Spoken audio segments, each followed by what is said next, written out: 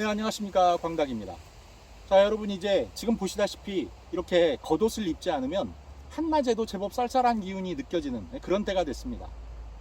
그리고 이렇게 온도가 떨어지다 보면요, 아무리 선선한 날씨를 좋아하는 무나 배추라고 하더라도 이제 서서히 그 기능들이 퇴화하거나 어떤 부족 현상을 느끼게 돼요. 그러면서 자연스러운 노화도 진행되지만 기타 여러 가지 문제점들이 나타납니다. 그래서 오늘 주제는요, 여러분들의 무나 배추가 수확기가 다가오면서 갑자기 노래지는 현상이 생긴다. 그럼 그것이 원인이 무엇이고 증상이 어떤 것인지 그 차이점을 한번 보면서 해당 문제에 대한 해결법까지 한번 알아보는 시간을 갖도록 하겠습니다. 이 날씨가 이렇게 추워지게 되면 광합성도 아무래도 떨어지고요, 증산작용도 떨어집니다. 그리고 지온도 떨어져요. 그런데 이 세 가지가 다 뿌리의 흡수 기능에 굉장히 밀접한 연관이 있어요.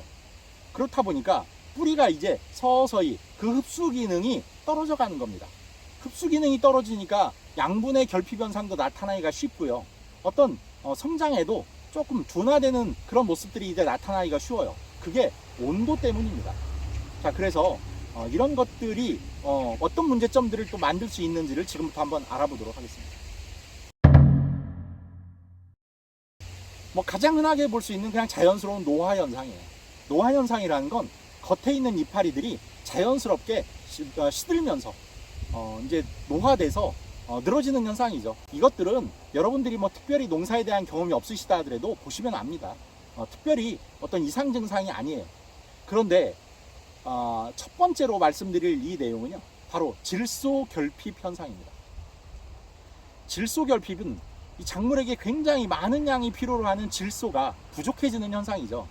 이런 것들이 왜 일어나느냐? 첫 번째로 여러분들이 추비라든지 하는 것들을 좀 게을리 하시다 보니까 질소질이 부족한 거예요. 다음 두 번째는 물이 부족해지니까 양분 흡수가 그만큼 약해지는 겁니다. 아까 그랬죠?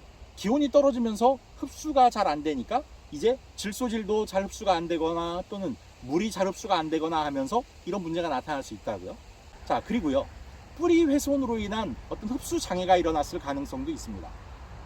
그러면 이 질소 결핍이 일어나면 어떤 증상이 보일까요? 보통 우리가 질소 과잉이다 그러면 웃자라는 현상이 보여집니다. 웃자라는 건 부피가 커지는 거예요. 하지만 약합니다. 그런데 이 질소 결핍은 좀 달라요. 왜소해집니다. 잘 자라지를 못하는 거예요. 커지지도 않고 두꺼워지지도 않고 잎도 짧고 좀 이렇게 볼품이 없어지는 거예요. 그리고 점점 잎의 색깔이 노랗게 변합니다.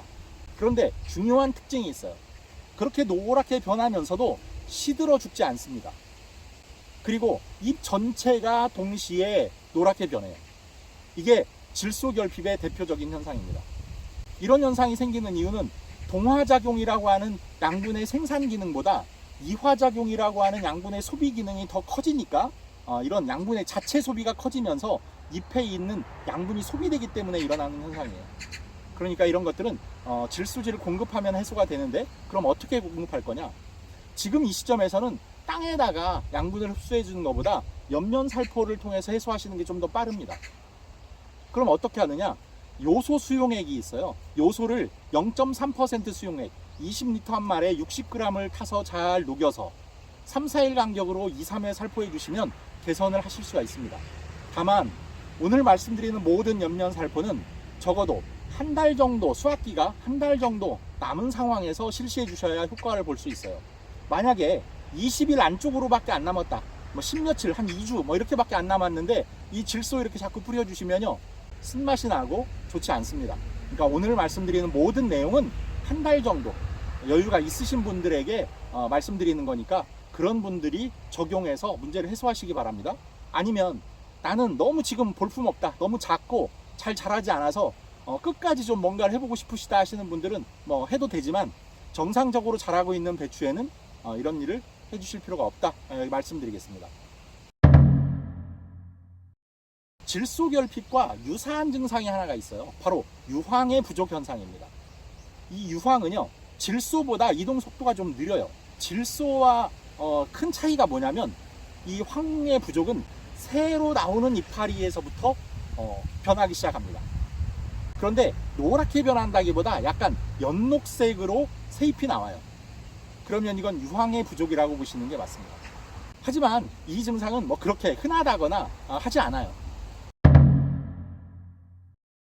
자, 그 다음에 마그네슘 결핍 현상이 있습니다. 이건 생각보다 흔합니다. 그래서 여러분들 배추나 무의 잎을 보면 마그네슘 결핍이 와 있는 배추 주변에서 쉽게 보실 수 있어요. 자, 마그네슘 결핍, 이건 어떤 증상을 보일까요? 이건 증상이 좀 뚜렷합니다.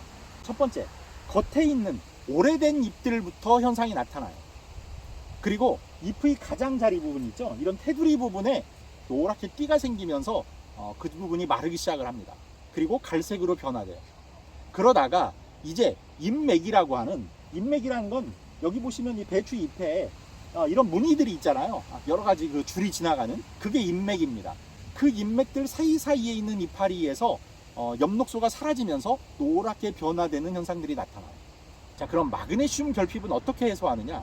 황산 마그네슘 용액 1 내지 2% 수용액을 만들어서 잎에 열을 간격으로 뿌려주시던지, 아니면 마그네슘이 들어있는 액비 성분을 물에 타서 뿌려주시는 게 좋아요. 질소 결핍과 마찬가지로 옆면살포를 통해서 해결을 해주시는 게 훨씬 빠르고 효과적입니다.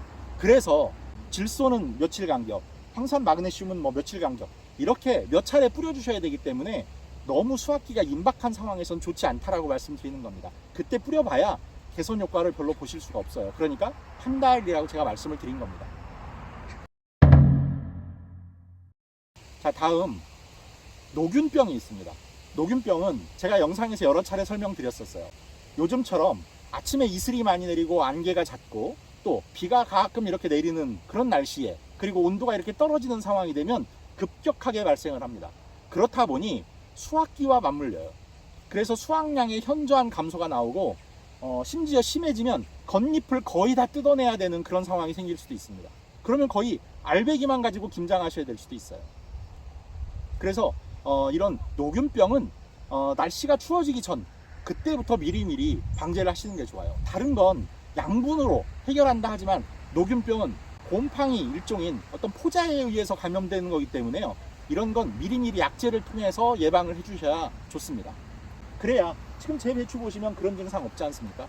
이렇게 미리미리 예방을 통해서 그런 건 막아주시는 게 좋습니다. 옆면살포를 통해서 해결을 해주시는 게 훨씬 빠르고 효과적입니다. 그래서 이렇게 뭐 질소는 며칠 간격, 황산 마그네슘은 뭐 며칠 간격, 이렇게 몇 차례 뿌려주셔야 되기 때문에 너무 수확기가 임박한 상황에선 좋지 않다라고 말씀드리는 겁니다. 그때 뿌려봐야 개선 효과를 별로 보실 수가 없어요. 그러니까 한 달이라고 제가 말씀을 드린 겁니다. 자, 마지막으로 석회 결핍 현상을 말씀드릴 수 있는데요. 석회 결핍 현상이라는 건 칼슘 결핍 현상을 초래합니다. 첫 번째는 질소나 칼리를 너무 많이 주셔도 칼슘의 흡수가 방해가 되고요. 다음, 땅에다가 석회라든지 아니면 칼슘이 들어있는 어떤 성분을 안 넣어주셔서 생기는 문제일 수도 있고, 또 물이 부족해서 생기는 문제일 수도 있고요. 그 다음에 붕소가 부족해서 칼슘이 이동에 제한을 받는 경우도 있어요. 칼슘은 물을 따라서만 이동을 합니다. 그리고 이 이동 속도도 굉장히 느려요. 그렇기 때문에 이 칼슘 결핍은 좀 쉽게 옵니다. 그래서 이것도 칼슘을 미리미리 땅에다가 충분히 시비를 해주고, 그 다음에 질소나 칼리가 과잉되지 않게 하고, 붕소를 같이 써서 칼슘이 이동하는 데 도움을 주고, 이렇게 예방이 중요해요. 한번 문제가 생겨서 겉테두리가 그렇게 갈변이 오거나 하면요, 회복되지 않습니다. 조직이 이미 파괴되어 버렸기 때문에 재생되지 않아요. 그러면 이건 어떤 현상을 보면 알 수 있느냐? 겉잎이 아니라 속잎의 끝부분에서 우선 증상이 나타납니다. 그래서 눈에 안 띌 수도 있어요. 운 좋게 그걸 발견하셨다 하더라도 그걸 개선할 수도 없고, 그게 심화되지 않도록 진행을 막아주는 것까지는 가능한데 그걸 다시 개선할 수는 없습니다. 그래서 예방이 최고고, 그렇다 보니까 결구기가 시작되면 이 칼슘의 옆면살포를 통해서 예방해 주시는 게 중요합니다. 그럼 지금 그런 문제를 예방하거나 또는 개선하기 위해서 어떤 방법이 필요하냐면요, 염화칼슘 수용액 0.3% 수용액을 5일 간격으로 두세 차례 뿌려주시는 겁니다. 그렇게 되면 칼슘 결핍을 예방하는 데 도움이 될 수 있어요. 자, 다음, 지금까지 제가 옆면살포하는 방법을 말씀드렸는데, 그 옆면살포를 할 때 주의하실 점 하나는 잎의 뒷면에 해주시라는 거예요. 왜냐하면 그걸 흡수할 수 있는 기공이 잎의 뒤에 다 있어요. 앞에다가 아무리 뿌려줘봐야 효과가 없습니다. 그러니까 잎의 뒷면이 젖도록 충분히 뿌려주시고 해야 효과를 보실 수 있다는 점 기억하시기 바랍니다. 자, 이제 날씨가 점점 추워지면서 수확기에 다가가고 있습니다. 어떤 문제가 있으면 지금 서둘러서 개선하셔야 돼요. 자, 이렇게 하셔서 더 이상 피해 없도록 잘 기르셔서 얼마 남지 않은 수확기 끝에 풍성한 수확 하시길 바라겠습니다. 구독, 좋아요, 알림 설정 부탁드리면서 인사드리겠습니다. 감사합니다.